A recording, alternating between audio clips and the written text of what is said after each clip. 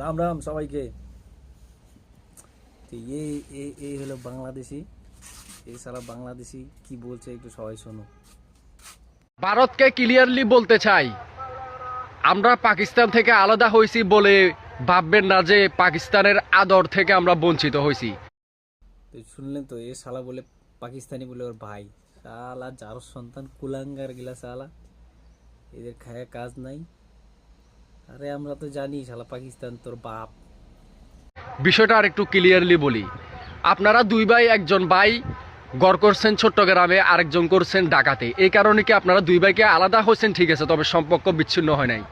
ঠিক একইভাবে পাকিস্তানের সাথে আমাদের সম্পর্ক চিরস্থায়ী। ইনশাল্লাহ আমরা পাকিস্তানকে সঙ্গে নিয়ে আমাদের দেশটা গঠন করে তুলব, উন্নয়নের জোয়ারে ঠেলে দিব। তোরা গাড় মারা বোকা চোদা গিলা, পাকিস্তান রে নিয়ে গাড় মারা বুঝলি।